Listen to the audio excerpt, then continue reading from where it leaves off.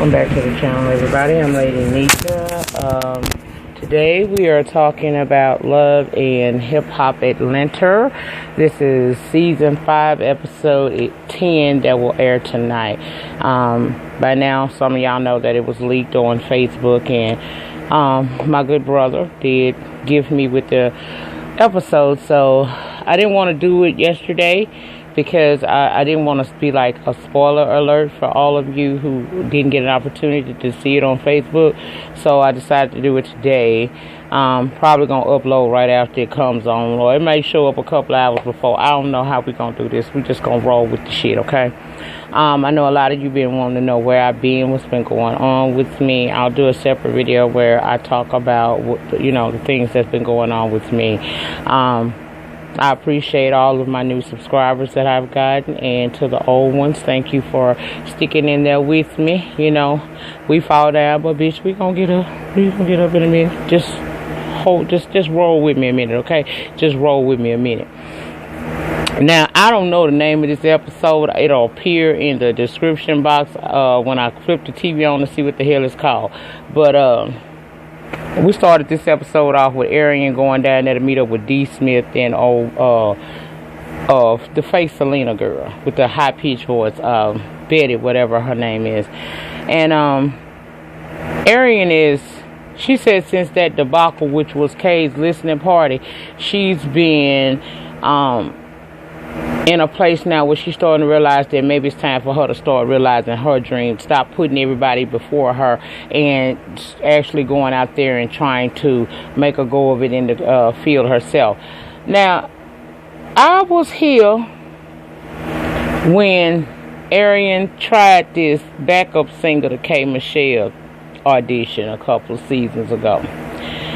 I ain't never want to hold, I'm not the type of bitch that's gonna, tear you down without extending the hand to lift you up. Now, Arion, based on what I seen during that period in time, you probably would need to want to call Monique's uncle over there to your house a couple of days a week and work on your vocals. I ain't saying she ain't got it, but truth be told, I wasn't impressed by what she showed, and I feel like she could have just very well went her ass on down there, to the modeling agency or something and try to get on that way. Maybe that should be what you choose to do. But you say that singing, you've been singing since you was this high, and you've always put your dreams and aspirations for singing off because because of other people, and now it's your time to shine.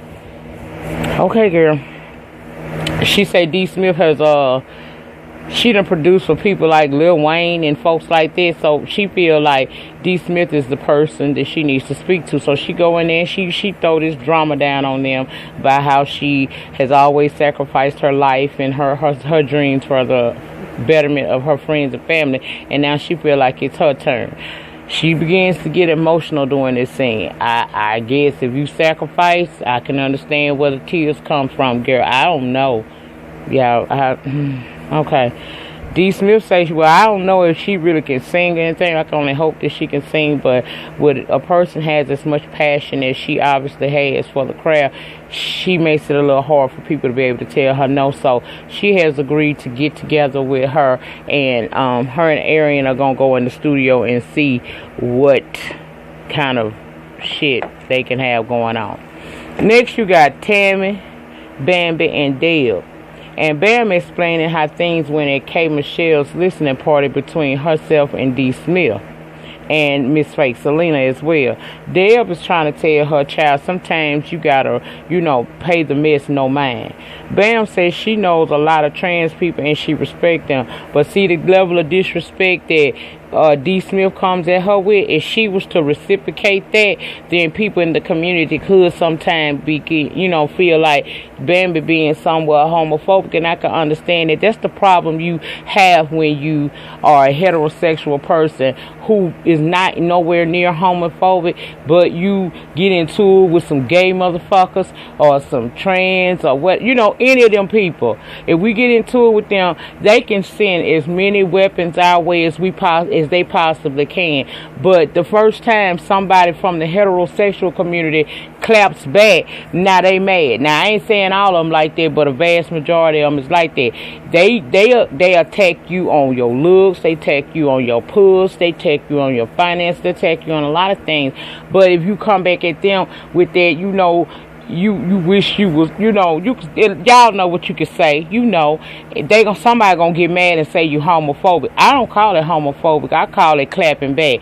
And sometimes you need to clap back, sometimes you don't. Well, Deb is talking about this no RIP panel that she has coming up. They're gonna discuss the topic of internet bullying, and she feel like that it would be a good idea for Bambi, Tammy, D. Smith, and Betty Otto to sit down, and maybe by them having an open panel discussion, it can somehow rid them of the hostilities that goes on between the two of them. Bambi says she don't really understand what it's going to do. Miss Deb say conversation rule the nation, and tell Tammy to hush, and Tammy going to hush. So I guess they going to actually get together and be on this panel, but she got to talk with D. Smith first, and child, whatever. Next, we see old Mufasa, Scrappy, and King. He down at KK. KK done got a warehouse. Now, excuse me, but KK got a warehouse that can serve as a a place where you can do photo shoots. It can be a set for a TV show, which I think she do got a YouTube channel, and various other things that she can do with this location. Now, you got all of this. Did you buy this after? How the pay go? How Mona pay them is what I want to know. Because if you got enough money to buy a studio, a warehouse, then why you ain't got enough money to go into whatever store that was that you was stealing out of and pay for the shit legitimately instead of pulling that fraud that you did? Yeah, you know what? Sometimes I really wish that Mona Scott would insert a gag order on her people she have on these shows, because the show don't add up with the IGs. Okay, it don't. Just like that Scrappy and Bambi shit. That shit don't add up. And it kind of takes away from the excitability that people have every week watching this show, is that we already know what the hell going on. You know, she got all this going on. She talking about she gonna hold her family down while Scrap gone. He wants to take pictures as a memorabilia for him and his child, and he also wants to finally break down and tell the child that he's gonna be having to go to jail very soon, and try to explain all of that.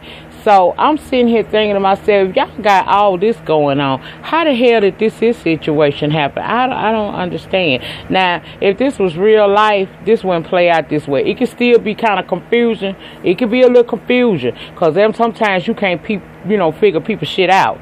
Even though you try hard as hell, you can't figure folks shit out, especially if they don't want you to know. But what I'm saying about this family is, on one instance, y'all acting like y'all got it, but then she going back pulling hood rat shit, stealing, child, I don't know. Anyway, they having a photo shoot. She said that the fact that Tierra let him spend time with King before his incarceration means a lot to her, and she's willing to work with her because she see that she like that. However, she is not Team Tommy anymore. She, in fact, tells him she heard that he's dating Carly Red, and she kind of pro the older woman, and he had to remind her, did you not forget that you was pro Tommy too? Child, whatever.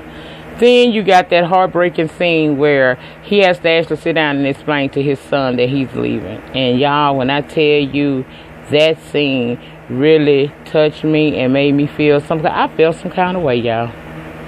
I felt some kind of damn way, because, I've seen it so much. Fathers being taken away from their sons for years and years because of stupid decisions that they make. The only problem I have about a man going to jail behind some stuff like this is it is going to take time away from that child. But the beauty of it is, it ain't but 5 years, 5 or 8 years, however long he got to go. It ain't that damn long. And he'll be back home where he can, catch him in them developmental years where, and when I say developmental years, I'm talking about them years where peer pressure really becomes a major factor to him. So he'll be out before then, and hopefully he can, repair, make up for the time that's lost or whatever, child started crying, child. I almost started crying. That man had to tell that child, you know I'm your best friend. He said, yes, you are my best child. That was too much for me. Now, let's go over to D. Smith, because she going to go down there to visit Miss Deb. And in my opinion, D. Smith is one disrespectful bitch. Now, I know I had discussed this with my brother. I said I didn't really want to go too hard on D. Smith because, for one, you know, I done been in some fool of fuck shit down here. And sometimes I don't want to make things even worse. But if I'm going to be Lady Nika, that the ones that really like me and rock with me really enjoy what I do, then you're gonna have to understand that I'm finna go in on this motherfucking bitch. Now this hoe come her ass down here to see Deb. Deb is trying to be comforting and understanding and invite you to a situation that could possibly resolve the issues that you have with Tammy and Bambi. At the same time getting some understanding and awareness out to the community that internet bullying and cyberbullying is no fucking joke. Some people can't take that shit. You got folks who take their life behind it, like Miss Deb's son did. Then you got people that flip in the head and they go and they shoot up people. You know what I'm saying? So you don't never know a person's tolerance for being bullied. I can't stand no motherfucking bully. Bullies need to all be put on an island somewhere and castrated and spayed, neutered, whatever the fuck you can do to them. Because if you not man or woman enough to realize you have a difference with a person and go your separate fucking way, then use a stupid bitch. Use a stupid bitch to sit up and use your platform where you could be doing something positive for the community or for people in general. You using it to slander and be mean-spirited and try to comfort folks' reputations and whatnots and putting their personal lives out there. I don't have no room in my life for people like that. And I think that is something that this program she has, this organization is very good. And I plan on finding out more about it because I don't like all this shit. I feel like, yeah, they talked about Jesus, who am I? Bitch, sometimes some shit need to somebody gotta grow up. These ain't no fucking kids all the time doing this shit. It's adults just as well. But she comes down here and she's basically explaining to her that she has this no RIP panel. She would like for them to be able to, her and D. Smith, her and Betty to come bullshit free, right?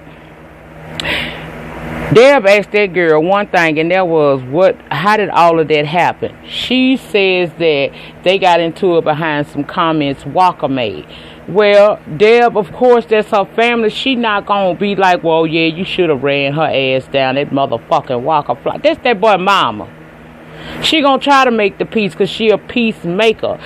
When you get to be Deb age, you ain't no problem starter unless you pushed into that shit. You don't want no fucking problems.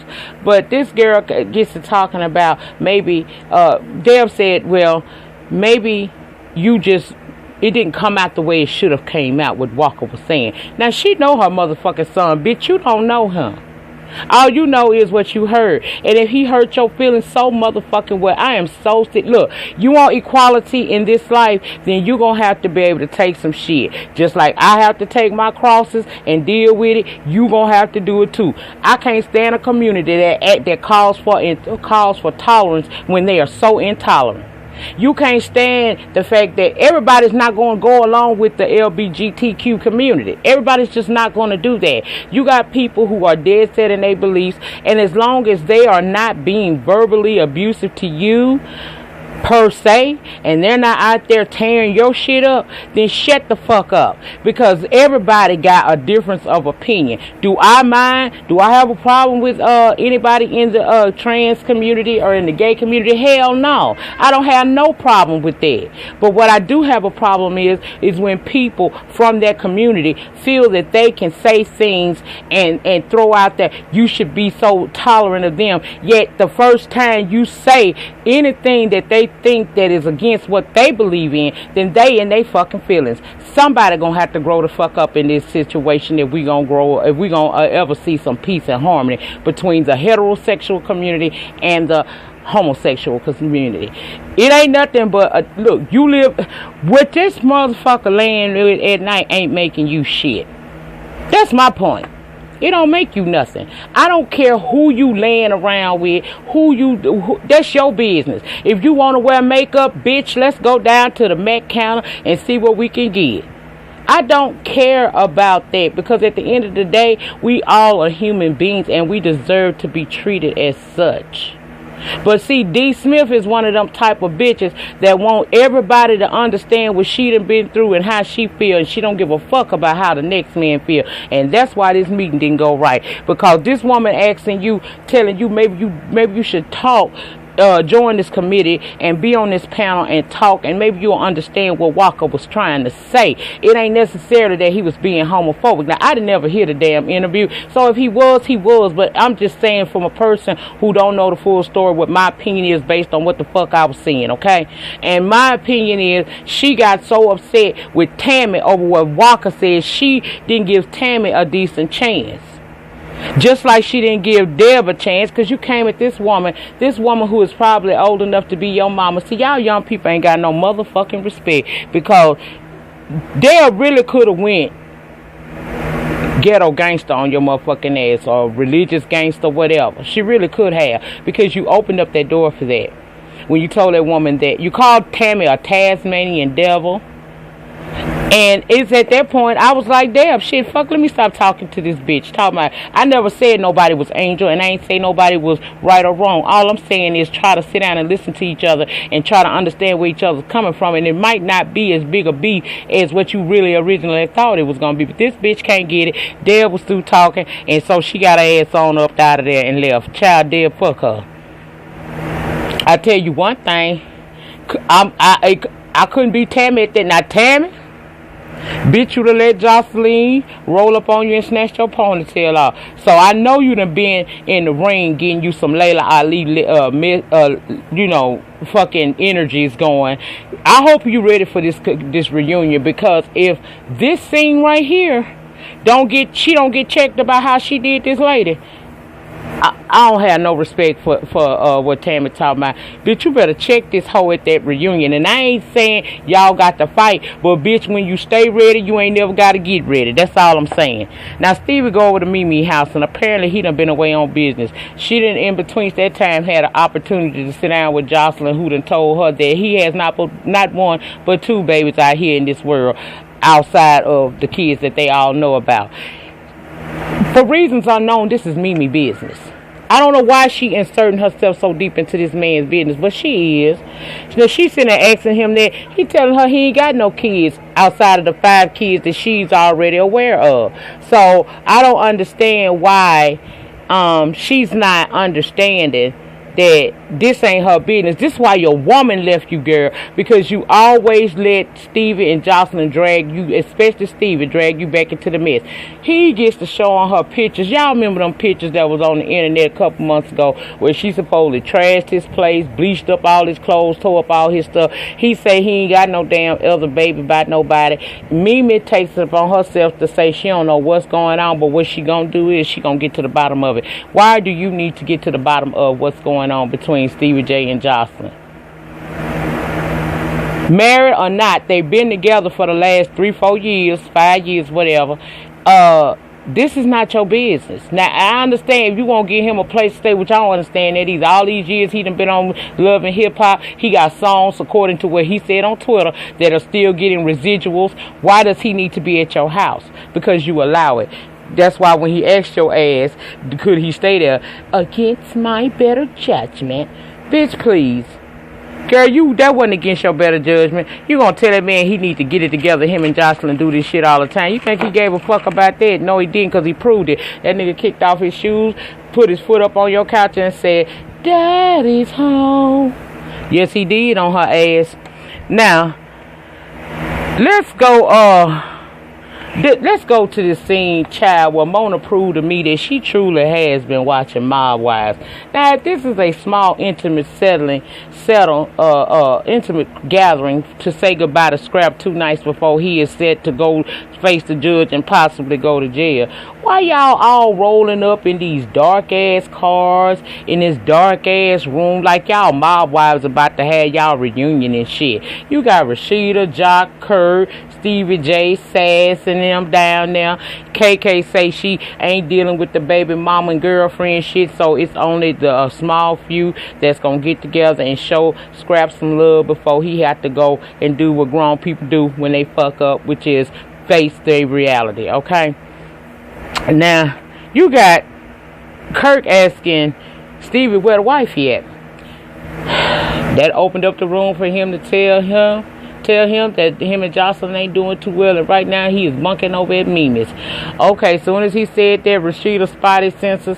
I have to admit, girl, I was with you right here when you said maybe I need to go talk to my good girlfriend, because why is she involving herself in Jocelyn and Stevie's mess? That's the same question I wants to know. That's your baby. Let me tell you something. My baby daddy is also my ex-husband of 17 motherfucking years. I don't give a damn if that bitch drop off. That bitch could jump off from one, because you know y'all say we live in trailers and shit. I live in a trailer home. So he could jump off of his trailer to my trailer, miss my trailer, and break every bone in his body. All I give a fuck about, if that's what he want to do at this stage of the game, is this bitch is alive, and if he ain't with the insurance policy. Okay, that's all my involvement is. That's up to anybody else on his side of the family, because when we divorced, I took my shit elsewhere. Just like when you and him broke up, your personal, only thing you got in common with him is evil. You don't got nothing else in common with Stevie, so why you keep dragging yourself into their mess is beyond me. But sound like to me you want daddy to truly be home. Okay, KK goes and finds Scrap. He's sitting out to himself. She said her mother does whatever she needs to do to assure her son that he gonna be all right. You know, she don't need him to worry about is she seeing the baby? Is Tiara gonna let her deal with the baby? She told him don't worry about none of that. I am not that pressed that I can't do what I gotta do to hold this shit down until then. I need you not to be worried about what's going on out here in these streets, because if you're worried about what's going on in these streets, you're not gonna be able to have your full faculties where they need to be, which is on your safety and protection while you in that damn prison. So get your mind off us and your mind on getting through these next 5 to 8 years, however he got to do. Then they decide to return to the gathering, and everybody saying they got him. In fact, Stevie lets us know that he got him so much he ain't gonna tell him about the rendezvous that he done had with his on again, off again girlfriend Tommy, and how she all up in his face trying to drop it like it's hot and lay it low for some beats and some tracks and shit. He ain't gonna never tell him that. And everybody hugs him, and of course Sad's talking about he gonna hold it down for him. Okay, now this was a stupid ass meeting too. You got Arion, Mimi, and D. Smith meeting up. Now again, Arion is on this I'm going to start my musical career thing up again, and D. Smith is going to help me. That's why she done brought Mimi down there to meet her. Now, here comes Fake Selena. Mimi wasn't aware that Fake Selena was coming. She didn't really feel like being around this girl because she don't know if this girl cool or not. She don't know what the deal is. All she knows is that she had got into it with her homegirl, Tammy, and she don't know if she won't be sitting at the same table with the bitch that got into it with her good girlfriend. I don't know, okay? So when Betty get there, of course, Mimi's going to ask her, have you and Tammy had an opportunity to talk since the altercation you guys had? She say no. She asked her, a damn fly. You can't open up now window in this house. I'm sorry, trailer park. Trailer home. But, and then it's hot in here. But, she you know, she get there and she's saying no, she ain't never had an opportunity to talk to her again. And she's telling her that well, Mimi asked her, do you think you would? No, that wasn't Mimi, that was Arion. Arion always want to know kind of motherfucker sit down. She said she don't know because she got her real hair pulled, and she don't know if she want to sit down and have that conversation. Well, Mimi basically is telling Deb, some kind of way it winds up going into the D. Smith and Deb conversation and how things got out of control there. Again, I feel like D. Smith was extremely disrespectful to Deb because Deb came to her trying to be a problem solver, not a problem starter. And she showed that, once again, she's a problem starter. Okay? So, Mimi saying, well, maybe it's a good thing if you guys go down there and do participate in this forum. You know, it could be good for your community, you know, getting the word out, and it could also help somebody or help you guys get a better understanding of what's going on. So it's under my impression at this point that they're going down there to dev shit. Now, next we meet up with Scrap and Saz. They meeting up on his last night. Scrap got his kid, Saz got his. The kids, they talk, they pray, they go to bed. They have two brothers get a chance to have a little conversation. Saz say he's at a loss because he feel like he losing his father figure, his bestie, and his brother all at the same damn time. Scrap telling him to stay out of trouble, focus on his music. Remember that he now has not one but two boys to look after, and that he got to hold this shit down for the family. You know, I tried to understand. They talking about this man like he's going to jail for doing something humanitarian in the neighborhood or something. Dude, you were trafficking marijuana, okay, through the state of Georgia. You were not did you give a fuck about the people's lives that you may be impacting with your goods that you were trafficking? Now, I know it ain't a whole lot that marijuana can do to you, but to most people, okay? But everything, somebody intolerant of every damn thing. It's some on this earth that we would not be good for a person. If it ain't, you know, it could throw them in a seizure. It could cause them to lose their goddamn job if they get a piss test, anything. But we over here building this nigga up like he done did some saint type of shit, and he hasn't. This is a drug dealer who was caught, and now he has to go do his time. I don't give a damn what reasons he gives for throwing out there that he went and did this crime. At the end of the day, motherfucker, you did something wrong, and you gotta go face the music for that. We don't need to be acting like, you know, you some saint or something. Hell no, I ain't with that. I don't get that. Why do they act like this? Well, let's go down to the no RIP panel. And D. Smith and Betty show up late. Now, bitch, y'all knew what time it was going to start. Why y'all ain't show up on time? But you show up, and after everybody who has spoken on the panel, that to include Mama D, who was serving y'all bipolar on medicine because she was making a whole lot of damn sense. See, Mama D showed y'all she clicked that shit on and off his wheel. She ain't necessarily crazy, so don't get her twisted. But she say what she got to say about it. Then Tammy, when she see old D. Smith and walked in there, she takes the opportunity to speak on being bullied, you know, based up because of her husband's views and things like that. Of course, that's a direct hit to D. Smith. So when Deb open up the panel, open up the audience for discussion, she has to come down there and talk about what I just said. She expects a person to be so tolerant of her, yet she is so intolerant. That shit don't go like that, and that's the reason why y'all wind up clashing like y'all did. But Miss Deb, here's my thing: you should have never let it go to that level. When you seen where this was going, you were supposed to stop that right then. If you want your event to be successful and to get across the points that, because everything was overshadowed by them two birds arguing with each other.